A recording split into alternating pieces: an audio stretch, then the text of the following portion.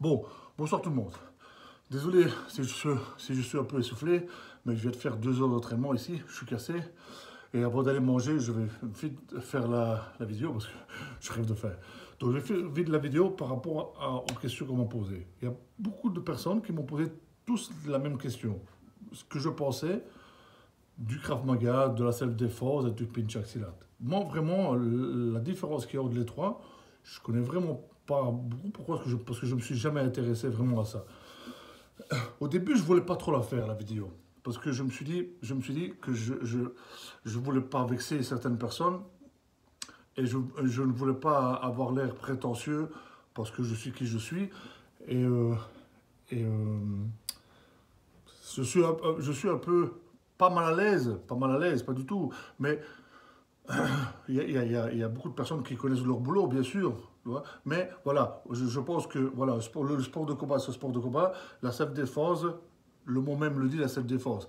Alors, le Pencak Silat et le Krav Maga, ça doit être certainement des autres techniques que moi, personnellement, je ne connais pas. Je connais des autres trucs qui sont propres à la rue.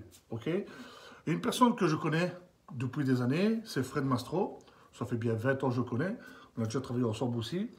Et moi, je sais que lui, ben, ce qu'il apprend, j'ai regardé 2, 3 fois, 2, 3 stages. En plus, je le connais. Il connaît le monde de la nuit. Il sait de quoi il parle. Et je suis certain que ce qu'il apprend, c'est constructif. C'est constructif parce que ben, il connaît son boulot. Il connaît son boulot. Et en plus, il s'est déjà battu plein de fois. Donc,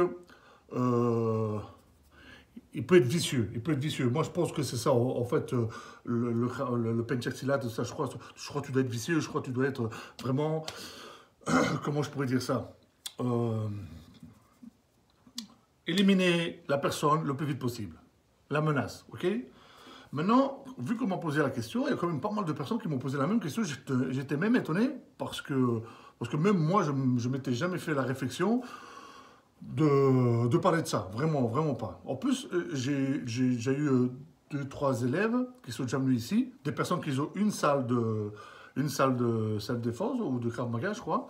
Manu et Nico, des gars super cool à viser. J'avais déjà été faire un stage là-bas. On parlait de certaines techniques et tout ça, que j'apportais mon savoir et tout ça. Et franchement, des gars super cool. Donc vraiment, vraiment, moi, je vais essayer de porter un avis logique et constructif. J'espère que personne va se vexer parce que je vais être le plus, vraiment le plus logique possible.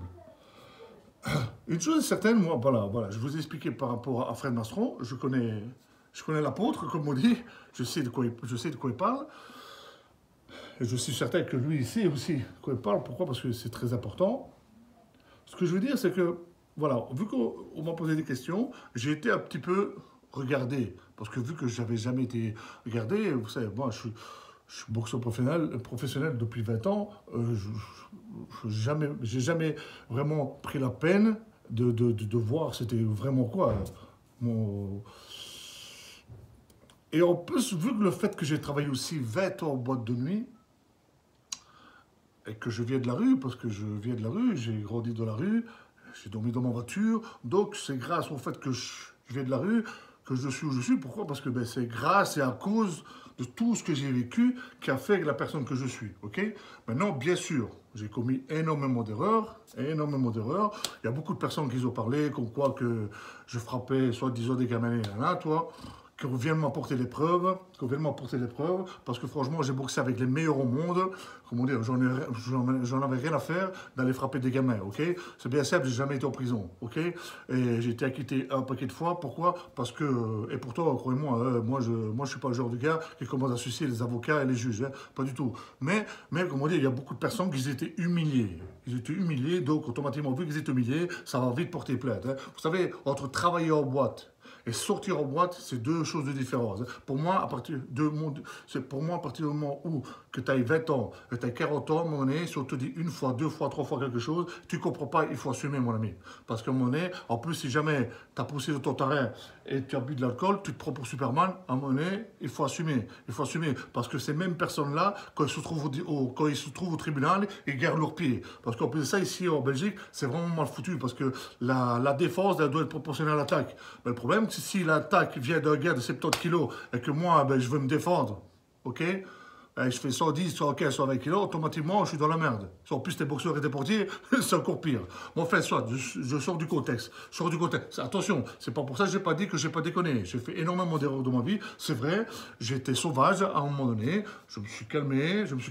J'étais sauvage, c'est vrai, mais il y a beaucoup de personnes qui ont exagéré. Bon, enfin, soit, je sors du contexte. Ce que je veux dire par rapport à ça, c'est que j'ai regardé, j'ai observé, et je pense qu'il y a beaucoup de personnes qui donnent cours de ça, parce que j'ai regardé un petit peu, je pense qu'ils n'ont jamais pris vraiment une droite de leur gueule. Beaucoup d'instructeurs, je pense qu'ils n'ont jamais pris vraiment une droite de leur gueule.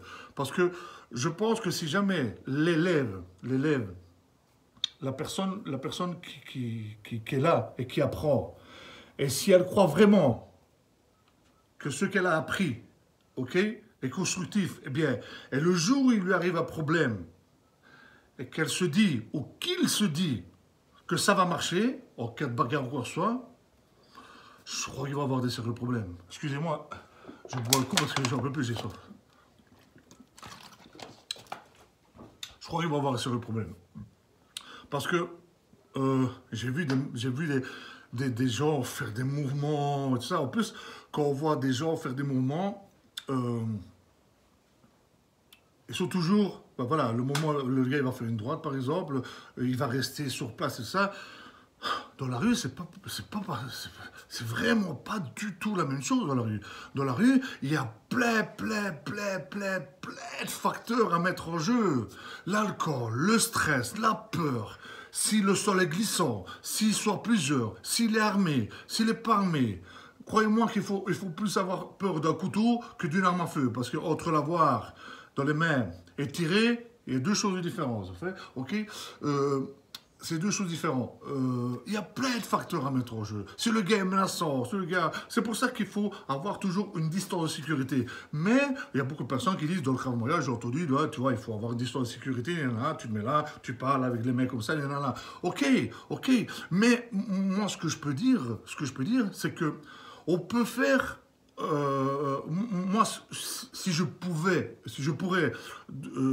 comment je pourrais dire, sans vouloir vexer personne, bien sûr, si je pouvais donner, entre guillemets, une contradiction par rapport à ce qu'ils disent, c'est comment voulez-vous apprendre n'importe quelle technique à partir du moment où vous ne la faites pas vraiment en vrai, qu'elle s'est vraiment passée. Parce que vous pouvez faire une technique, n'importe quelle technique, par exemple, je sais pas moi, tu mets un casque, tu fais la technique, le gars il met un coup, tu bloques, un coup de pied, tu bloques, tu fais ce que tu veux, ok, tout ce que tu veux, ok. Mais non, c'est pas pour ça que je vais dire que tu dois aller chercher misère et faire ça dans la rue ou quoi que ce soit. Pas du tout, c'est pas ça.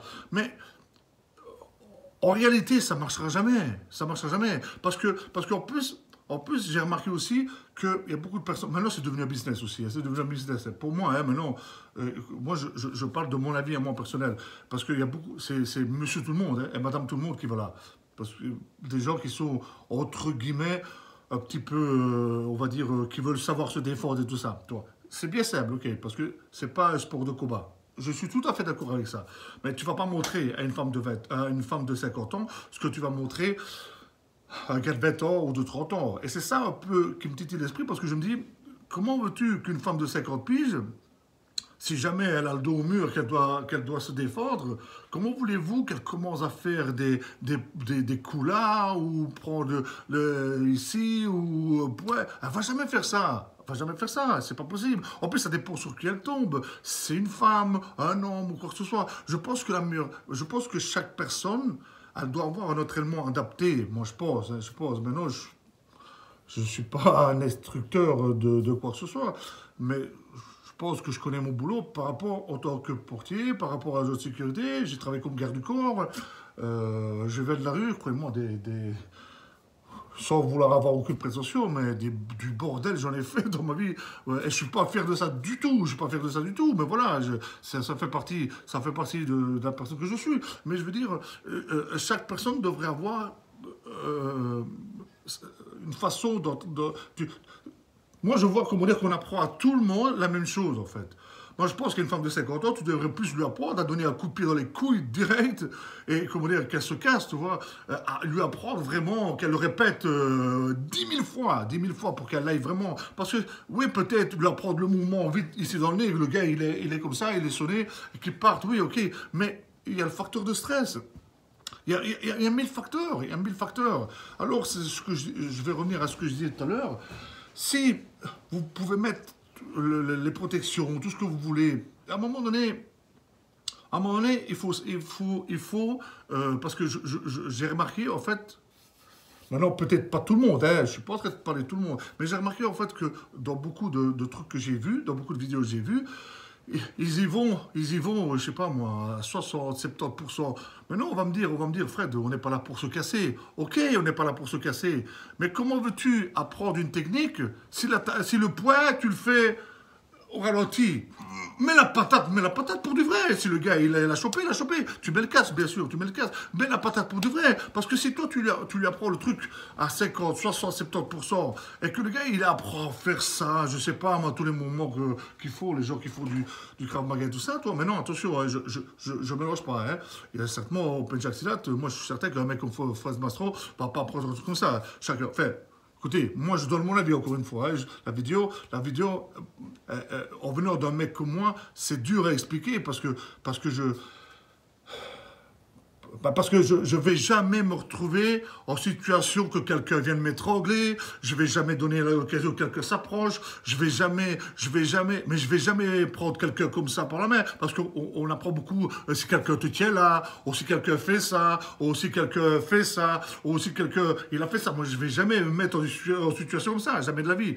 Par rapport à mon expérience, le gars, il va approcher de 50 cm, il va avoir la mâchoire de l'autre côté de la tête, ça c'est certain. Maintenant, je vous dis pas du tout de vous battre, hein, pas du tout. J'ai eu assez de problèmes comme ça, on me pose une question, croyez-moi, qu'en plus, vraiment, en Belgique, c'est vraiment, les lois sont vraiment mal foutues. Putain, ne vous battez pas du tout. Le muscle le plus important, c'est le cerveau. Ok, essayez maintenant voilà, moi je me suis assagi beaucoup. Je suis devenu vieux trop tôt, intelligent trop tard, malheureusement. Voilà. Heureusement, j'ai changé. Parce que je veux dire, c'est que je vais jamais retrouver en situation comme ça.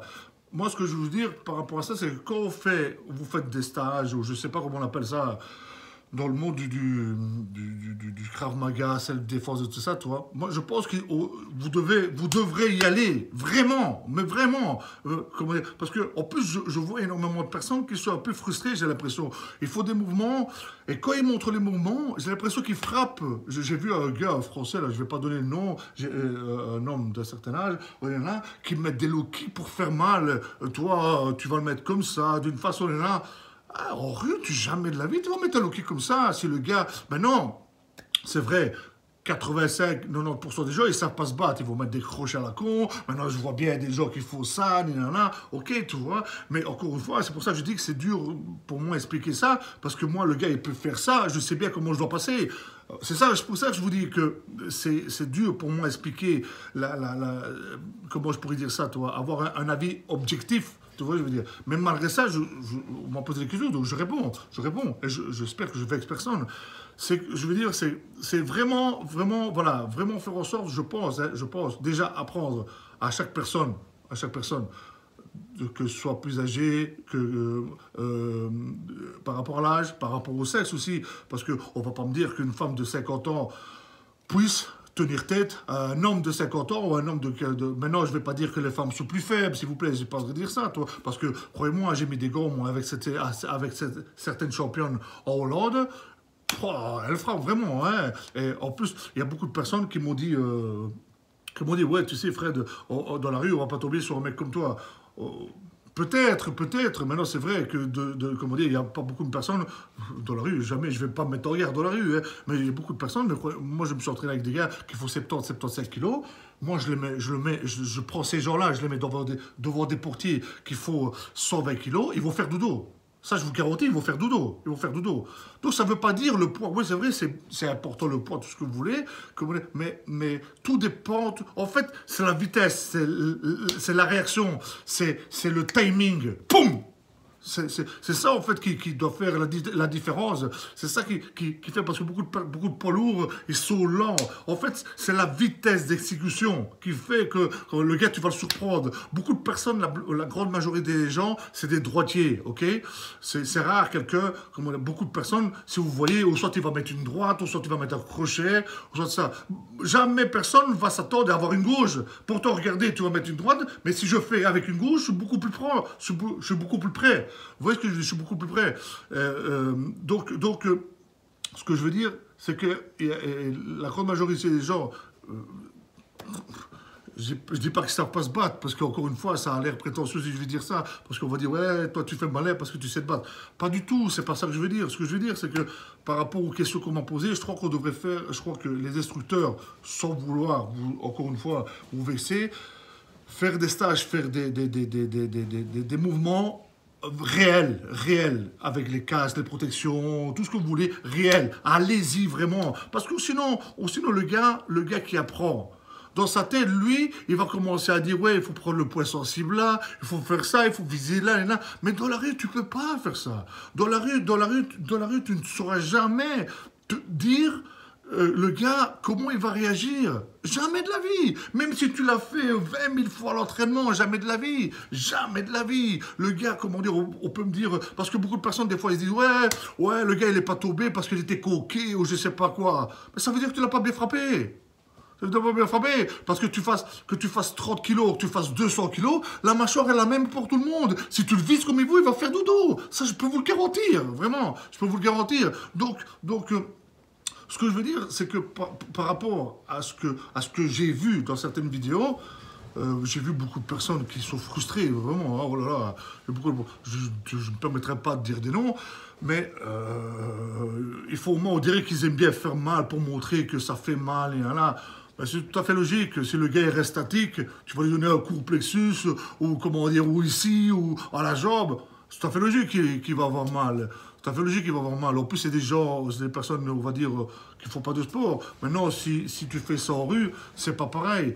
Moi, je pense que par rapport aux questions qu'on m'a posées, je pense qu'on devrait plus essayer de réagir, faire réagir l'élève par ester, où il apprend un mouvement, et alors on y va vraiment. Et s'il se blesse, il a les cases de protection, et si jamais il prend le coup, tant pis, ça veut dire qu'il n'a pas bien fait son esquive, ou la parade, ou n'importe quelle chose vous faites. Parce que si vous montrez un mouvement, et que le mouvement est fait, comme si en boxe, si à chaque fois qu'on fait un enchaînement, on est à deux, et au lieu de viser la mâchoire, on vise là, pour finir, le gars, comment dire, qui va prendre le coup, au lieu d'esquiver comme il faut, mais il est habitué tout le temps à avoir le coup là. Non, il faut viser la mâchoire. Il faut viser la mâchoire pour que le gars ait le réflexe de faire ça, parce qu'il n'y a pas besoin de faire 36 000 une esquive, il n'y a pas besoin de faire une esquive comme Matrix, hein. Juste 10 cm, ça c'est, voilà. Je ne peux rien dire de contraire. La seule chose que je peux dire, c'est qu'il y a des gens qui savent de quoi ils parlent, certainement, comme des Fred Mastro, que je salue, je respecte. Fred, si tu vois cette vidéo-là, ous. Il y a ici en Belgique, je ne vois pas qui donne cours de ça, je ne connais pas. Voilà, par exemple, Nico et tout ça, et Manu, c'est des gars que je respecte aussi. Il y a des trucs que j'ai expliqués, comme quoi qu'ils ont vu que ben, j'avais raison, tout ça, toi. Des autres trucs qui montrent, c'est très bien. En France, j'ai vu certaines personnes qui montrent des vidéos. C'est un peu rigolo, mais enfin voilà, encore une fois, je ne me permets pas de manquer de respect. Mais par contre, je pense qu'il y a beaucoup de personnes que c'est devenu un effet de mode maintenant, mais il y a beaucoup de personnes qui ne se rendent pas compte dans les instructeurs, c'est quoi vraiment prendre une pêche, vraiment une droite dans la gueule. Parce que si jamais ils se rendraient compte, c'est quoi, tout leur bazar, tout ce qu'ils font là, ils ne feraient pas tout ça. Parce que tu n'auras jamais le temps. Tu ne peux jamais avoir le temps, jamais de la vie. Le temps de réaction, juste le temps. Il y a plein de gens que moi j'ai vus qui tremblent dans la rue, les gars, qui tremblent dans la rue parce qu'ils se disent merde, ils sont là, ils sont stressés, ils perdent toute leur capacité, toute toute logique, à un moment donné, tu vois les trucs, comment je pourrais dire ça, toi, tu vois même pas le coup arriver. Quand quelqu'un est habitué, il voit les trucs. Moi, ça m'est déjà arrivé de voir les coups au ralenti.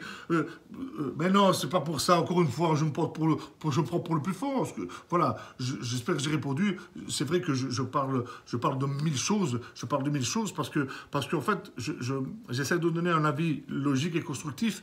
Mais c'est dur pour moi de donner un avis constructif, parce qu'il y en a certains qui connaissent leur boulot, d'autres ils sont un peu des charlatans, d'autres qui devraient apprendre vraiment la frappe comme il faut, d'autres qui devraient arrêter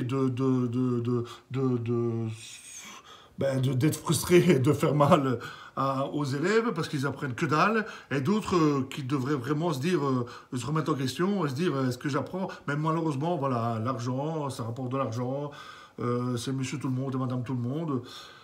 Ça fait gagner la vie, et voilà, c'est devenu un effet de monde peut-être. Voilà. Il y a certaines personnes que je pense que le jour où ils se retrouveront vraiment dans la rue, dans un fight réel, où il y a plusieurs personnes, parce que vous dites, ouais, plusieurs personnes avec armes, avec pas armes, ça, moi je vous garantis que dans la rue, vraiment, moi je me suis déjà fait poignarder, heureusement que j'avais les pare-balles, je me suis déjà fait tirer dessus, j'ai eu des bagarres avec plusieurs personnes et tout ça. Encore une fois, je ne suis pas fier de ça, parce qu'il y a beaucoup de personnes, je les vois déjà arriver, oui, tu vois, hein. Non, je ne suis pas fier de ça, je ne fais pas le malin du tout, je vous explique par rapport aux questions qu'on m'a posées. Tu ne sais jamais ce qui peut arriver, jamais de la vie. Donc je pense qu'il y a beaucoup de personnes qui devraient faire dans le réel, pas dans la rue, hein, bien sûr. Hein. Voilà, tu mets un casque, tu mets une protection, et tu y vas pour du bon. Et t'apprends comme ça, À part ça, je n'ai rien à dire vraiment de spécial par rapport, parce que je suis personne pour critiquer, mais voilà, j'espère que j'ai été logique. Excusez-moi, ça a pris un peu du temps. Mais, mais euh, enfin, soit, il y en a beaucoup qui devraient un petit peu se remettre en question par rapport à ça, parce que, enfin, il y en a certains qui sont un peu à mourir de rire, voilà, c'est tout. Maintenant, sans vouloir avec ces personnes. Voilà, j'espère que j'ai répondu, sur ce, ous.